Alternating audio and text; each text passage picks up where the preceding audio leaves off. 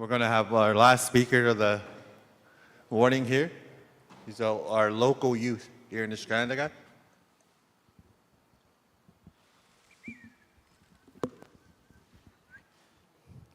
Hi, my name is Antoine. I am a youth from this reserve. I have a lot of talking points I wrote, which was inspired by this young lady right here. So I think that we need internal change, not just like external, like buildings and all that, because you could build all the buildings you want and host all the events you can, but that's not going to change what's happening inside. One of the main points I wanted to talk about was parenting. How many of you guys tell your children that you love them? Raise your hand. On a daily. So not everybody. You know, I tell my dad I love him, like whenever I'm like at home with him, that I love him every day. Like, a matter of fact, I actually like told him 3 times that I love him before I left home this morning, in the span of like a minute or 2. I gave him a hug too, and you know, that's how I spend my morning when I'm with my family. You know, I tell him I love them, I kiss them goodnight, and you know, that makes me feel really good inside. And you know, I started, for like the longest time, I wanted to say I love you to my grandma and grandpa, and I eventually did. And at first it was a little bit weird. I was like, I don't want to do this. But I kept doing it over and over, and eventually one time my grandma gave me a fist bump, which was out of the ordinary. I was like, why did you do that? Right? So that was weird. And then when, a couple months ago, when my grandpa, I believe he picked me up, no, he dropped me off at the airport so I could come back here. He gave me a hug, and I was like, that was weird too, because he never does that. And he's a pretty like stoic guy, so I was like, you're showing affection? But yeah, because like, you know, they've gone through a lot, so I started to think like, I want to make a change instead of just saying that I want to make change and not actually doing anything to make change whatsoever. So I started saying, I love you, Grandpa, I love you, Grandma. You know, I really appreciate you guys. And I say thank you all the time whenever they give me something, or, you know, whatever they cook for me, I say thank you all the time. I say like the meal is good and everything. Yeah, and I started to try and build a connection with them. You know, I asked him about residential school. I looked at my grandpa one time when I asked him that. He looked very, like, scared to say it. And I thought, like, you know, what if, like, I kept showing love and maybe eventually he'll open up, you know? It's just gonna take time, and, you know, eventually, like, we're all gonna die. So I thought, like, might as well make the most of the time I have with them, because, or I'm gonna regret it all. And matter of fact, you know, condolences to my, I don't even know, cousin, uncle. This family tree is very confusing. But you know, last time I saw him, it was at Walmart. He was just buying a shirt, dress shirt. And I thought, like, well, why the hell is he here alone? And he said he just came out just for the hell of it. And I thought, like, that was very cool because, you know, he wanted to do something, so he did it. He didn't have no plan. He just left, and he did what he wanted to do, and he seemed happy doing it. And, you know, I've been, like, on this journey where I try to make the most of my situations now, because I've gone through many people, like, relationships, and, you know, I didn't make the most of it whatsoever. So I thought, you know, what if it's the last time I see him? So I gave him a hug. I told him to be safe. I said, bye, instead of like, see you later. I said bye, as if like that's the last time I would see him. And turns out it was. You know, and back to parenting, I grew up very I grew up very spoiled in a way with like love and affection and having all this materialistic things. You know, my grandma was very wealthy. My grandpa was too, and you know, my dad and mom for a little bit, but eventually all those things came falling down. And the only thing that like really kept me going was my father's love. You know, but you know, he wasn't a perfect guy as I'm displaying him right now. You know, he dealt with drugs and alcohol. You know, he's very narcissistic like the rest of my family. And I picked up some of those traits growing up. And, you know, it ruined a lot of relationships for me. Some that I wish I could, I'm not gonna say I wish that I still have, but, you know, sometimes I think about it. And maybe that's a bad thing too, because overthinking is not normal whatsoever. He actually told me that this morning, and he's been telling me that overthinking is not normal. You know, fantasizing about death and, you know, things that happened in your past and what could have happened is not normal whatsoever. We're not meant to overthink. Yeah, and we're meant to just live without really thinking much, doing what we want, doing what we love doing. And I'll just give you like a perspective of my life and how it's gone. You know, I didn't grow up in the reserve. In recent years, I actually moved back and forth from the city and the reserve. I gone through a lot. At like the age of 8, my house was busted down, you know, drug bust, because my parents were selling drugs and everything. You know, but in that moment, you know, I was scared, but there was a police officer that took care of me because I ended up having a bleeding nose. And everything was going crazy, everyone was running around.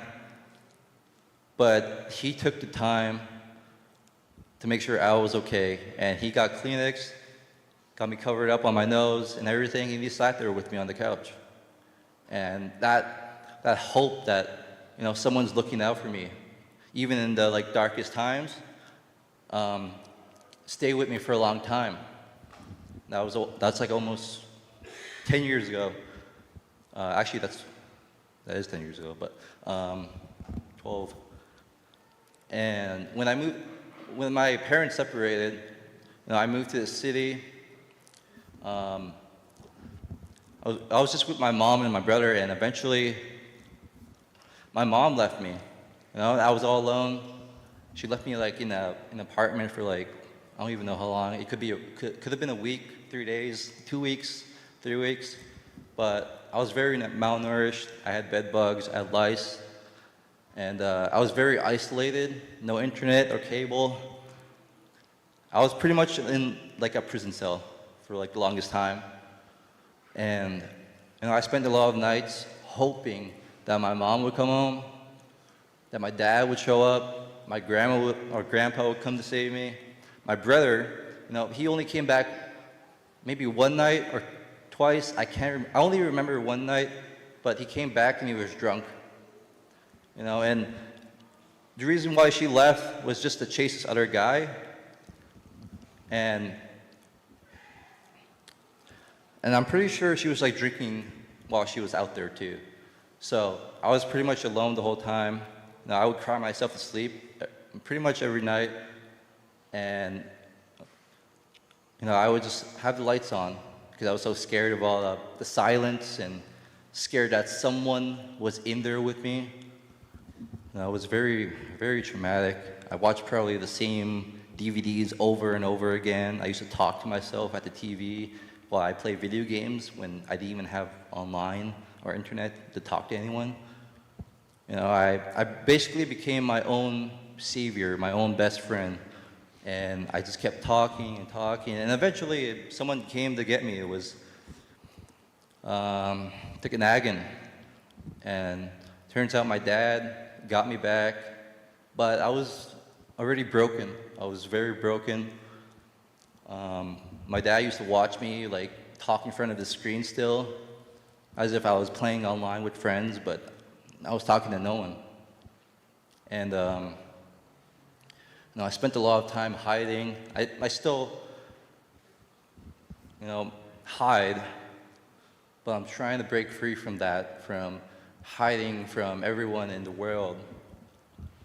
And during that time when my mom left me in like the apartment alone, there was this crossing guard that, every morning when I went to school, he would give me a big smile and say hello and good morning, and on the way home, I would see him again, and he would be very kind. I carry that with me every day. I never give up hope anymore. Even in like the darkest times, sometimes I'll be at my lowest point, but then I have something in my head just tell me, get up. What are you doing? There's no time to waste. Because I'm a big believer in what's right, and for like the longest time, I feel like our leaders, they believe that too, but they always seem to be doing the wrong thing, not listening, not doing anything. For these guys are here, they've been talking about getting a new arena. They want to get a youth center, and I haven't heard anything on that whatsoever. So, and I'm pissed off for them. I'm sure they are too. And it really makes me angry that, they just put it off like it's nothing. Like we're nothing. That our opinions don't matter whatsoever. I was looking at all of you guys, and I was thinking, I feel like some of you guys don't care because I lost that trust. I got no trust for any of you. And that's going to take a long time to build. It's going to take a long time.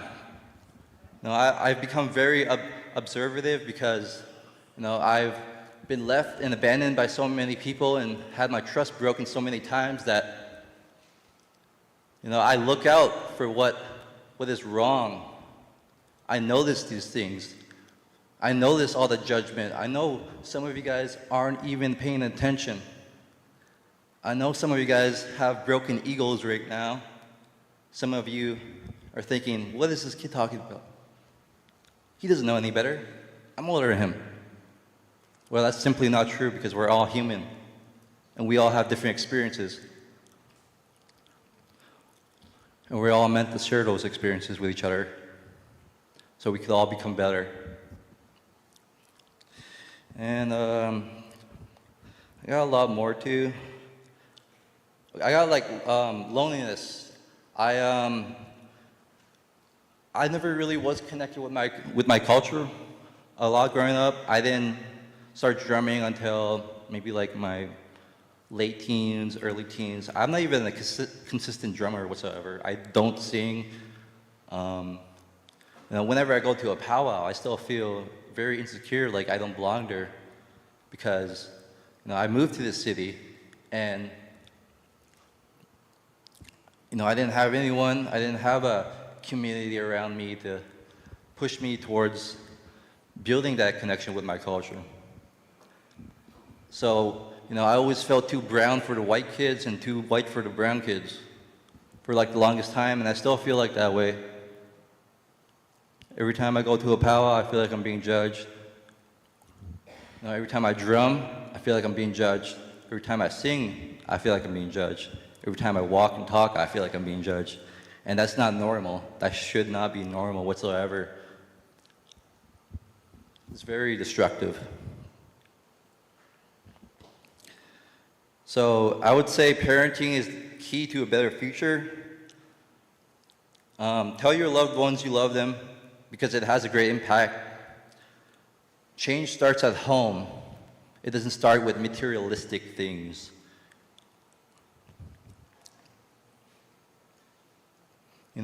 Treatment centers. I think treatment centers should be better, should be longer. I actually had a recent experience with my brother. He went 4 weeks to treatment, Thank you.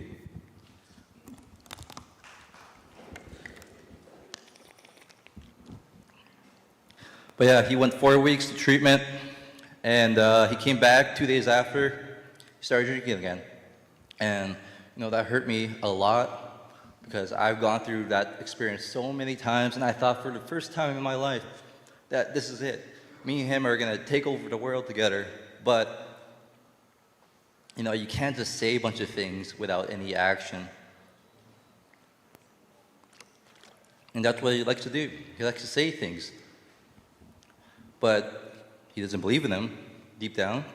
He doesn't whatsoever. And I'm sure some of you guys, most of you guys actually probably have gone through that experience just like me. So we share something in common. I'm not a politician.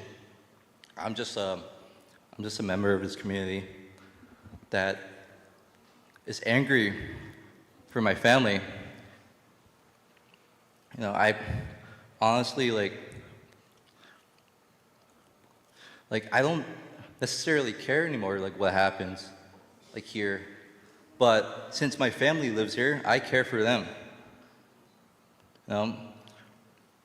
Deep down, this is always a special place in my heart. But I've lived in the city for so long that it's hard for me to call this my home. But I know these guys call it their home. So I want their home to be a good place to live, so they can have the opportunities to be better men and to be open. I feel like these young men right here, they have a lot built up, and I was lucky enough to see a better path. I was lucky to start my healing journey. But I feel like so many of these guys, and so many people in this room too, have some unresolved trauma. And I could feel it. I could see it in all of your guys' eyes that you just don't want to deal with it. Simply, that's it. You don't want to deal with it. You just want to put it away like it's nothing. And eventually it's just going to come back to bite you, like how it did to me.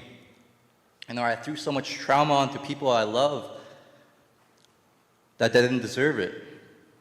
And I didn't even know that I was, because it became so normal to me that,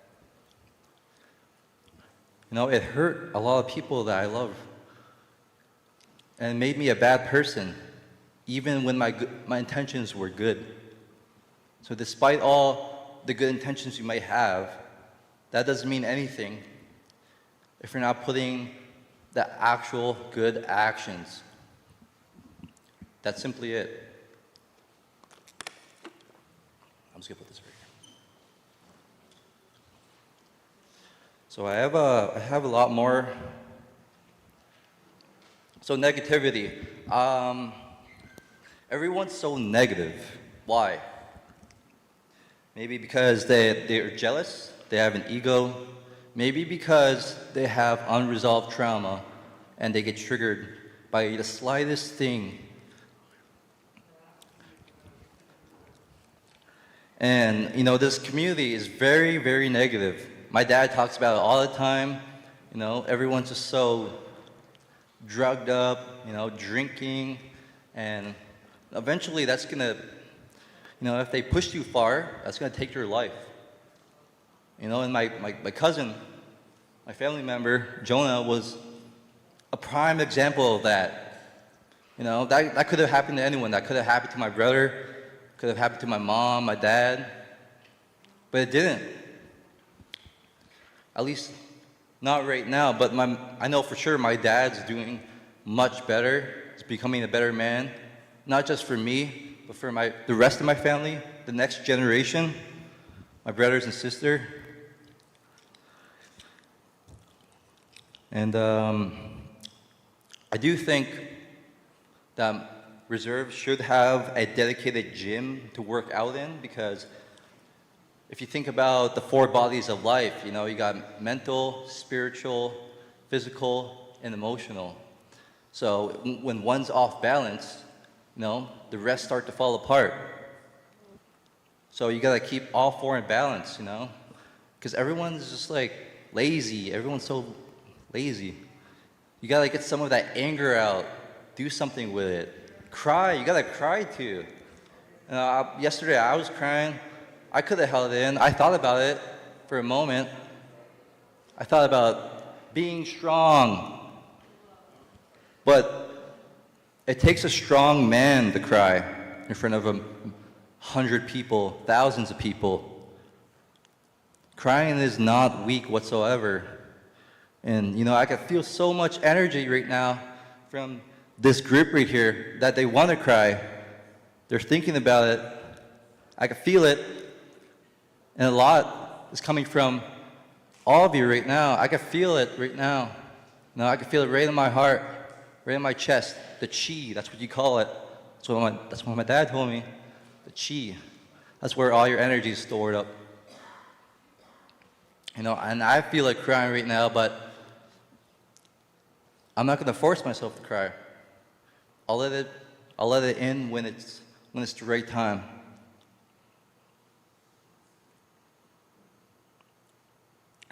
So I've had, and I am still going through an identity crisis. I don't speak my language. I only learned about it a little bit in school and in the city, but not much whatsoever.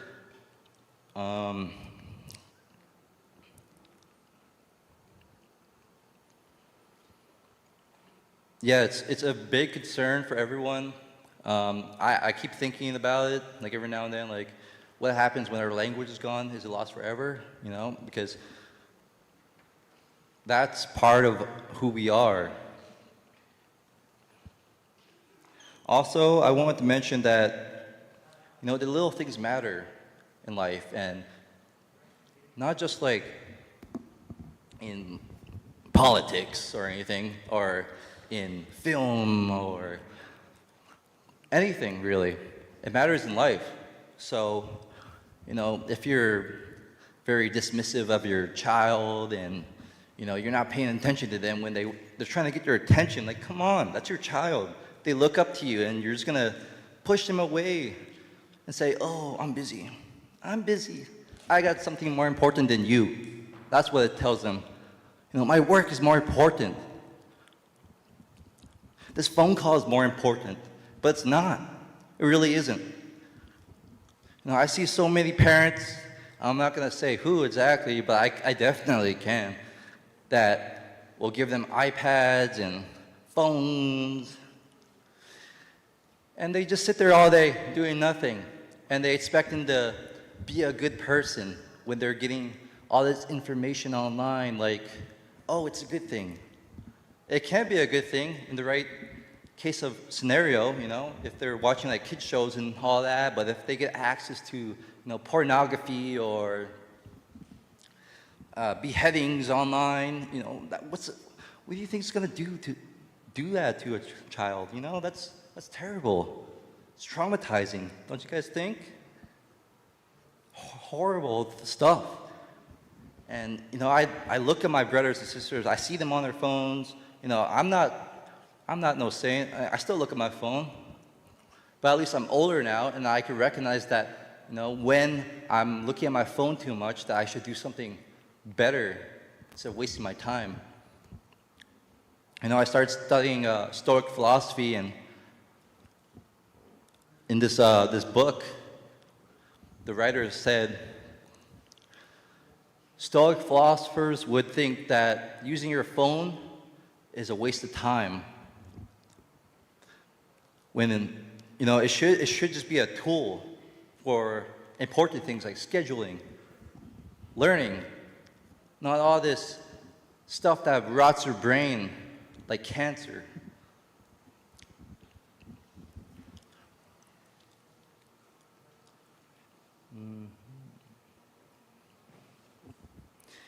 So I do push mental health a lot.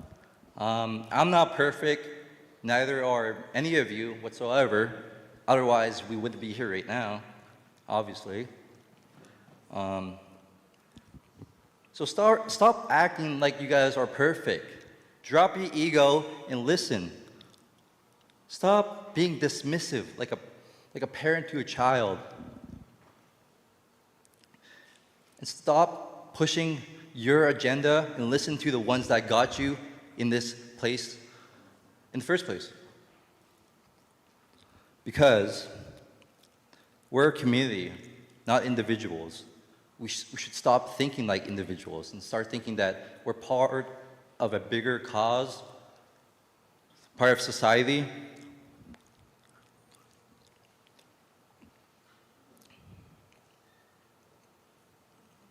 And I think that everyone should be treated equal. You know, because I've had instances when I come back to reserve and I feel like I'm being treated differently because, you know, I haven't lived here most of my life. You know, and I'm sure that's definitely true. I feel like these guys get treated much differently than me. I get, you know, stared at differently. I get judged differently. They think, oh, he's too good for us. He's too good for us. You know, he doesn't know what it's like. You know, my brother thought that too. He thought I had a perfect life growing up. He thought like, oh, his life was amazing. Mine was terrible. When that was simply not true. I've gone through a lot. You know, I got bullied. Matter of fact, I got bullied by most of these guys, but I still love them. I still love them. You know, I used to fight guys twice my height. Matter of fact, I got beat up right over there in that corner. But I'm still here. You know, I still love them, like my brothers. Because love runs deep. And if you truly love something, then why not fight for it? So I'm fighting for these guys. You know, I didn't have to be up here. You know, I thought about so many times like, oh, maybe I should just drop out. Maybe I shouldn't speak. I feel like I'm going to be judged. And I probably am, but that's okay. Because my dad would be proud. And that's all that matters.